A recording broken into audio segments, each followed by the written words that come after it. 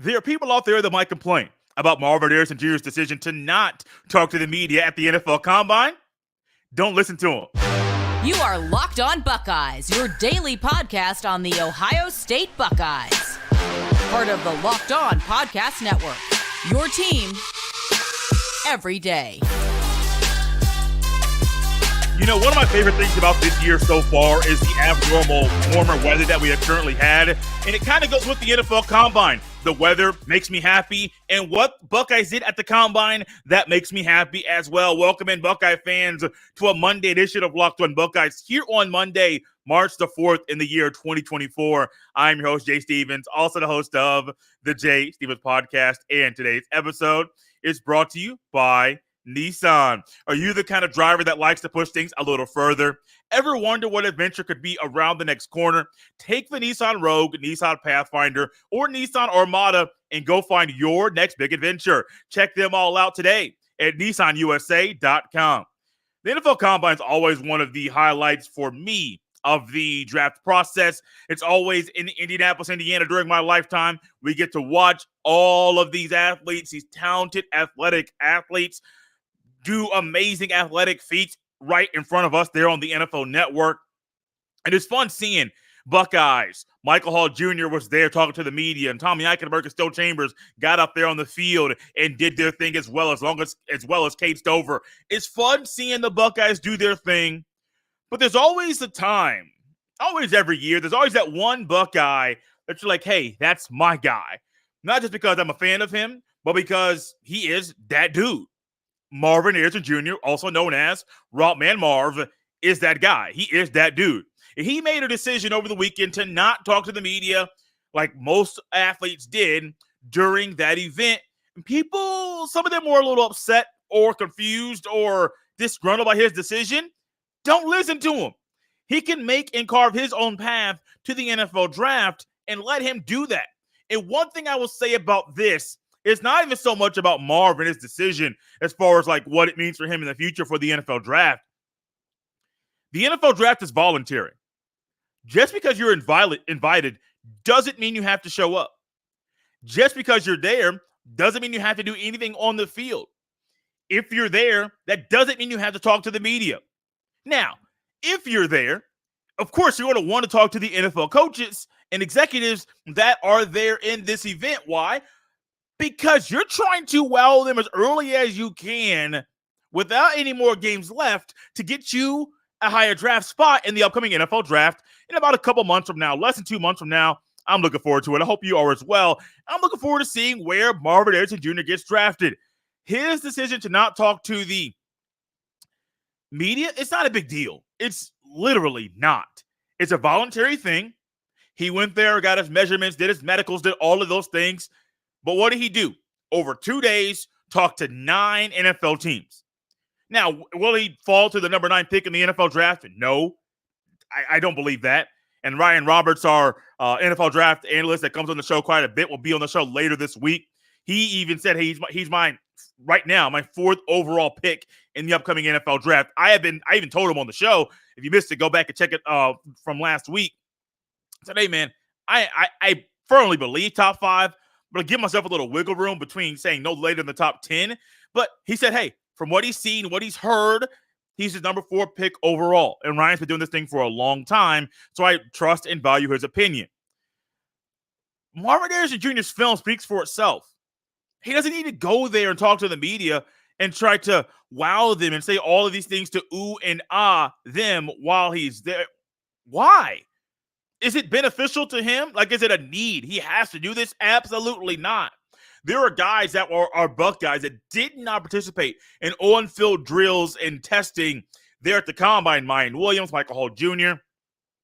Now, to them, it's very, very, very, very, very important to do that because more exposure at that event, when the media can sometimes write about some things and put some quotes into an article that drastically impact and enhance your ability and your vision to some of these NFL teams. I don't know why I said vision. That's the word that came into my mind. But NFL teams and coaches, they read articles. They may not value all of them as much as some of the writers think they should. Just reality. but they definitely read articles. And so for Marvin Harrison Jr., the film speaks for itself. But if you can go to one city, same city where your dad made himself a Hall of Famer in Indianapolis, Indiana, and you could go there and talk to 9 of the 32 NFL teams over 2 days, and these teams that are trying to draft you and are doing great extensive study on you and the type of player you are, the man you are, the human you are, to make sure that you are the kind of person, the athlete they want to bring into their locker room and into their organization. Of course you do that. Absolutely. You go there and do that every single time. Now, you may say, Jay, that's not something that I think most athletes should do. You're correct. Most athletes aren't Route Man Marv. Most athletes don't have the film that he's put together. Most athletes don't have the ability to make some of the decisions that Marvin Harrison Jr. has made, is going to make, and maybe he's going to announce today. I don't know if he's going to make any announcements at all. However, what I do know is this. I am not upset with what he did. I am not upset with him carving and making his own maybe abnormal path to the NFL draft. I am not upset with that at all. Now, I did read an article before coming on the show, trying to do some more digging and reading, and they said that they are trying to, or there's been discussions about putting in the CBA, the collective bargaining agreement for the NFL, and the players union, about players being mandated to do certain things at the NFL draft. Here's the weird thing about that. That article came across your feed. You're like, oh, okay, I dig that. The issue is with that, these players aren't in the NFL yet. They're literally in that bridge, in that gap between ending your collegiate career to officially being a player in the National Football League. And so if there's that gap, they have not signed on the dotted line at all or heard their name announced at the NFL draft, or maybe got a call being an undrafted free agent. They haven't got that. They haven't signed a contract yet to officially be in the NFL. They haven't done any of that. And so if you want to put this in the CBA, it's a little foolish for that to be there, potentially be there down the road, which I don't think it will ever officially be there, because these cats aren't in the NFL. And so the CBA does not officially do anything with them because they're not there yet. And that's the thought here. I believe there are NFL people that want to put that in there, but I don't think the players will agree with it. I don't. And even if they do put it in the CBA, no. Now, how does could the NFL find a way to say, hey, if you accept an invitation to the NFL Combine, you have to do everything? Yes, the NFL could do that. But then what do you find? You might have players that don't accept invitations because they don't, unless you're injured, unless you're legitimately injured, you can accept the invite and not do on-field stuff. But if you do accept the invitation and you are fully healthy, what are we going to find? There could be players, top-tier elite players, that don't accept it because they don't want to do the on-field drills there and participate in everything at the NFL Combine. I get it. And some guys prefer to do things at the pro day with players that they have chemistry with than at the NFL Combine, especially if you're a quarterback or a receiver, because you're working with somebody for possibly the first time in your life. I ain't mad about Marv, man. I'm not mad at him at all. And I personally hope you're not someone who's disgruntled or upset with anything. Talk to the media. Yeah, I would love for him to talk to the media. Absolutely. But I also understand why he is doing things in his own way. The way that the college football playoff will look in 2026 might be different than it looks in 2024 and 2025. We'll dive into why next on Locked On Buckeyes. This episode is brought to you by Nissan. Are you the kind of driver that likes to push things a little further? Ever wonder what adventure could be around the next corner? Our friends at Nissan have a lineup of SUVs with the capabilities to take your adventure to the next level. The 2024 Nissan Rogue is perfect for city drives and great escapes. Class exclusive Google built-in is your always updating assistant to call on for almost anything. Gone for the days are connecting your phone. Google Assistant, Google Maps, and Google Play Store are built right into the 12.3-inch HD touchscreen infotainment system. The 2024 Rogue is a perfect midsize crossover for your next adventure. Or you can also tap into the fun additions to the 2024 Nissan Pathfinder. It has room for up to 8 and expansive cargo capacity and advanced available 4x4 capability with 284 horsepower and up to 6,000 pounds towing. When adventure calls, the Pathfinder is there to answer. Take the Nissan Rogue, Nissan Pathfinder, or Nissan Armada and go find your next big adventure. Shop NissanUSA.com. Locked On has launched the first ever national sports 24/7 streaming channel on the YouTube, and now it's also available on Amazon Fire TV in the free Fire TV channels app. Locked On Sports Today is here for you 24/7, covering the top sports stories of the day with the local experts of Locked On Plus, or national shows covering every league. Find Locked On Sports Today now, available on the free Fire TV channels app, part of the Locked On Podcast Network, your team every day. Now, many of you have been around here for a while and realize that the college football playoff is set to expand in the upcoming season. Now, there was a tentative agreement that was there that the ESPN was all in, had a $8 billion contract over X amount of years. Great, cool. But it was a tentative deal because CFP, the Board of Managers, I believe is their official title, they had not officially agreed on a format. Shortly after that announcement that or it was made public, I know it was an announcement internally, but once it was made public that, hey, these are the financials and the length, and ESPN has all this, the 12-team playoff format was announced. Well, 2026 could be the next time we see more expansion. The 12-team playoff is going to be in 2024 season, the 2025 season. The 2026 season could easily have, and it realistically might have, a 14-team playoff. Now, you may want to say, Jay, why a 14-team playoff? Money talks. If ESPN is going to pay stupid amounts of money to broadcast the entire playoff in its 12-team format before you even get there, don't you think the powers that be are going to be comfortable pushing for a 14-team playoff? Because ESPN is going to pay more money. More games means more money for the CFP, means more money for the conferences, means more money for the schools. It means more with the Benjamins, man, and it's all about the Benjamins. I personally believe, before we get into this format, I don't know when this is going to stop. Because if we go to, hey, we have to have 12. Why? Because we have to. What's the reasoning? We just have to have more people in. Why?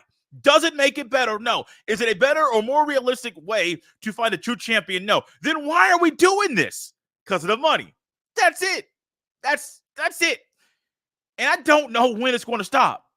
Even in the NCAA tournament, that it was not always a 68-team bracket and format. We're at 68 now. And they're talking about expanding that bad boy to even more. They're allowing almost a third of the teams to be in the tournament in college basketball. When you know, even though you're going to have some upsets the first weekend, you're always going to have the top teams winning in college basketball year after year after year. That's just the way this bad boy crumbles. Now, we have seen teams that are mid-majors or maybe not a traditional power in college basketball make the Final Four. That don't mean they're going to win that bad boy. You can add all this in. You got CBS, you got True TV, you got TNT, you got TBS on the college basketball side. That's great. You have cable television working with network television to do what? Put together a phenomenal tournament on television, broadcasting literally every game. Every game. Great. Now, for the CFP, you don't have to have multiple networks working together. ESPN is so big. You got ESPN, you got ESPN2, you got the ABC. I don't think they put games on the ESPNU or the ESPN News. I don't think that. However, they could if they wanted to keep that thing all the way in-house. They could. Let's get to this format. I got so worked up about this thing. I don't think it makes the sport better. I don't think a 14-team playoff makes the sport better, and I don't think expanding makes it better. I don't think it's a need. Now, granted, what do we have? Like 40 bowl games? How many do you watch? Maybe 5? Some of you might watch 10. You don't watch all 40. Why? Because over half of them don't draw you in, don't pull you in. Now, granted, some of these things, once it gets to 14, they may go to 32. We are so in love with this sport, we might officially do it. There are other hiccups and things that might come with this that down the road you may say, wait, who's going to broadcast it? What network? Is it going to run into the NFL? Are we going to be cool running this into and having this go and mess up with the National Signing Day, the early period? Oh, they might actually have 3 National Signing Days. This sport's drunk, y'all. I don't use that phrase on here, but this sport is actually and officially drunk, and it's not going away and not going to sober up anytime soon. The potential 14-team playoff that has been proposed is going to have an automatic bid for 3 Big Ten teams, 3 SEC teams, 2 Big 12 teams, 2 ACC teams, 1 group of 5 teams automatically going to be in. Of course, it's going to be a conference champion, and then 3 at-large teams. There's also going to be a financial benefit and gain for the Big Ten and SEC. This is an article that I read recently. Pulled in some reports from Chris Vanini of The Athletic. I'm going to read this directly from the article. There remain a lot of unknowns in this 14-team model, including finances. As Pete Thamel and Heather Dinich noted in their article, the SEC and Big Ten could earn somewhere between 25% and 30% of the CFP revenue. This would be a change from the old model that had 80% of the CFP revenue going to the Power 5 conferences, while 20% had been allotted to the Group of 5 conferences. So now you're saying there's a big chunk of that money that might go to the conferences that are automatically going to get 3 schools in. And what's to say in any given year, you say 3 SEC, 3 Big 10, 2 Big 12, 2 ACC, 1 Group of 5. It wouldn't shock me if any given year the other 3 at-large spots go to a combination of Big Ten and SEC schools to where you're having maybe 4 Big Ten and 5 SEC. Make it make sense. Make this make sense without using dollars and cents. Now, some of y'all might say, Jay, we can't do that. And I agree with you. They can't. I love football. I love it. One of the biggest narratives I've heard out there about the expansion of the CFP into 12 teams is there's more games. And college football fans love and enjoy more games. I do. And I would not deny that I love more games, more high quality games. But also my big pushback with the expansion the entire time is it needed? No. I am also a person that has been saying, how about we reduce the amount of bowl games to make making a bowl game mean a whole lot more? And how do you do that? Currently, you could be a 5-5, 6-6 or 500 football team and make the college football playoff. I don't think that's a good way to determine a champion, or to get into the postseason at all. In the NFL, I think there's been I think the New York Giants one year where they won the Super Bowl, beat the Patriots. I think they were 9-7. And I'm like, wait, you're 2 games above 500 at the highest level. You got hot at the end of the year and you made it there? So is it just barely scoot by, get in, and then see what happens? It's kind of what it feels like. And I want to put, maybe I might be an oddball with this. I want to make it so exclusive that, hey, you can't have a 500 record and get into a bowl game. No, let's up the ante. Let's make this harder. Let's make people and push them further than maybe they think they can go. Why? Because we need to make this sport and keep it the way that it is. I have talked to some of my friends and people that I know that have said, hey, I am not happy with the expansion of the playoff. I'm not happy with the NIL. I'm not happy with some of the changes in the sport. And I am right there with them. I am not happy with a lot of the changes. However, I understand changes here. It's not going anywhere. But a 14-team playoff, it's not needed. I'm cool with you giving more automatic spots to the Big Ten and SEC, the 2 best conferences in the country, in the sport. But when are we going to stop? That's my question. And if you have a thought about this, leave it in the comment section there on the YouTube. Coming up next, we will dive into a little Buckeye basketball and a potential of Jake Diebler, what he needs to do to be promoted to full-time head coach. This episode is brought to you by our friends at FanDuel Sportsbook. Get buckets with your first bet on FanDuel, America's #1 sports book, because right now new customers get $150 in bonus bets with any winning $5 bet. That's $150 if your bet wins. Bet on all your favorite NBA players and teams with quick bets, live same-game parlays, exclusive props, and more. If you're looking to put your money in more areas than just on the NBA, Major League Baseball, spring training is here. NFL future prop bets. Who do you think will be the #1 overall pick? Where do you think Marvin Harrison Jr. will get drafted? Go to FanDuel Sportsbook to put some money where your mouth is. Just visit FanDuel.com/locked-on and shoot your shot. FanDuel, official sportsbook partner of the NBA. Thank you for making Locked On Buckeyes your first listen or first watch of every single day. Now, I want to put a timestamp on this next topic because it's being recorded before Ohio State's game against Michigan on Sunday afternoon. So I don't want to get people out here saying, well, Jay, did Ohio State win? Did they lose? You're not talking about it on the show.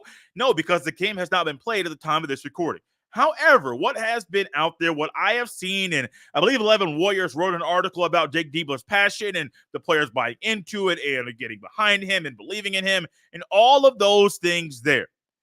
And it makes me wonder, because I've seen how the team has played under Jake Diebler recently, snapping a long stretch where the Buckeyes did not lose it did not win at East Lansing against Michigan State. All of a sudden, last second shot, Del Bonner, boom, hit that thing, knock that thing down, and the Buckeyes beat the Spartans there on that day. I'm a person who, when it comes to a coach, I want someone who is passionate. Now, you ain't got to be passionate first, but it better be one of your top qualities. You're passionate about the things you do. You're knowledgeable. And you find people that find a way to believe in you. Now, of course, you want a track record of success or someone that can show, hey, this is my first spot, but here is how we're going to get there. And if you make that higher, let's hope that path that they give you is actually followed. And so when it comes to Jake Diebler, was an associate head coach, got promoted to interim head coach, and Chris Holtmann got fired. I don't see a path where he is not in legitimate consideration to replace Chris Holtmann as the full-time head coach of the Ohio State Buckeye basketball team. If he keeps this up, and if they find a way to beat Michigan on Sunday, and if they find a way, if they got Rutgers coming up, if they win a couple of games in the Big Ten Conference tournament, maybe 3. Now, I don't think they're going to win a couple. They're not winning the tournament. I think they would end up having to play every day between Wednesday through Sunday to win. Yeah, win every game between Wednesday through Sunday. That's Wednesday, Thursday, Friday, Saturday. That's 5 games in 5 days. Most cats can't do that in college. So I know eventually they can win a cup. Like, they have the talent. Here's the weird thing. This team has the talent to do it. The issue is the talent, I don't think it was properly being utilized when Chris Holtmann was here. And so when it comes to Jake Diebler, trying to find a way to not allow or not have Sean Miller persuade the Buckeyes to pull Sean Miller from Xavier to Ohio State. But if this young cat keeps winning, and these guys keep believing in him, and they realize, hey, if he stays, we're golden. We're not going to lose guys to the portal. Now, great. If he gets promoted, I mean, yeah, the portal's going to open up eventually. And I know it opens when Chris Holtmann actually left, but there's a realistic opportunity that some of the guys that transferred in that Diebler's had a great impact on this year, that they don't leave. That guy stick around. A guy might say, hey, I got 1 more year of eligibility left, and I was thinking about going somewhere else, but Diebler's here, and I want to believe in Diebler. So, hey, how about I stay here? I don't know, man. It's tricky. Yes, I would absolutely love, and you know I've said it here a few times, I don't normally talk basketball, but we might sprinkle this in at the end of shows or in an extra bonus episode every now and then. I'm a person that automatically believes at Ohio State, you want to have somebody that at the previous stop along the way has had success, not in a previous spot, could be 2 or 3 stops prior. No, the place they were at prior to Ohio State, you had success. Now, Dusty May is a guy down there at Florida Atlantic. He's a Midwest guy. Ended up being known for being a student manager under Bobby Knight, and then took Florida Atlantic to the Final Four. he is someone that I say, hey, you go get him. You're Ohio State. You can get him before somebody else does. Now, there's also Greg McDermott. You go get him. Do it. Because if you don't, somebody else will. And there are things out there that Ohio State can do. Now, if you want Sean Miller or some of y'all want Nate Oates, and I'm like, is Nate Oates that much of a better coach? Well, yeah, he's better than Chris Holtmann. I was trying to defend Chris Holtmann. Couldn't do that. I think Nate Oates is a better coach there. But you just have to go get somebody. But when you go get someone, either it's a promotion in-house or someone who is not there currently, in recruiting, and I'm going to wrap up with this thought here because it kind of annoys me when I watch Buckeye basketball and the lack of athleticism compared to other college basketball teams. You got to get more athletic guys. And this is not something that someone who has been watching college basketball for decades and decades and decades said. My wife didn't really watch basketball prior to me. Football and baseball are her things. She's watched more of it since we've gotten together than previously, but she does love baseball and she watches football. She's watching the Buckeyes play and she's like, they're not really that athletic. And the average person is going to watch Ohio State basketball players play and be like, oh, they're athletic. But then you watch them compared to other schools, including in the Big Ten. You're like, wait, there's a difference. There's a gap. It reminds me, out of here after this thought, Baylor Gonzaga in the national championship game. I believe Gonzaga hit a buzzer beater. I forget who the point guard was to hit that shot to advance to that national championship game. It was during, I believe, the 2020-2021 season, where the entire tournament was inside the state of Indiana. They used Butler. They used, I believe it was Butler. They used Purdue. They used IU. They used Indiana Farmers Coliseum. They used a lot of venues in the state of Indiana to be able to have the whole tournament in the state of Indiana to be able to cut down on travel and cost, things of that nature. And so that Gonzaga Baylor national championship game, and I was like, okay, before the tournament, I said, on my bracket, I was still using paper brackets at that time. Print off a paper, fill that bad boy out. And I remember my paper, my pen. I said, for the first time since 1976, and I put that right there, ... And below it was Gonzaga winning the national championship. But here's what happened in that game. The more athletic team won. They were also more aggressive defensively. They were in a stance the entire time. They were in the hip pocket of the Gonzaga players, wouldn't let them get comfortable with anything. And it was a big difference between Gonzaga's players and Baylor's players. And I think some of y'all know exactly what I'm talking about. Athleticism has to be at the forefront of the players you recruit at Ohio State. I've heard a lot of people say Buckeyes is a top 20 program in the sport. I don't know if I fully buy into all of that, but I do buy into the fact that Ohio State needs more athletic players on the team. Whoever the next coach is, Jake Diebler, who I do think he can do enough to really impress G. Smith, and then Ross Bjork, who I think are working hand in hand to try to figure out who the next basketball coach is going to be at Ohio State. If he go all them enough, make sure in his little presentation he says, hey, these are the kind of players I'm going to recruit. And who are they? Players that are athletic. Out of here, y'all. Out of here on a Friday. Monday. Wow. Miss Friday. Wasn't feeling the best at the end of last week. Wasn't feeling the best at all. So there was no Friday show. We are back here last Friday. We're back here today.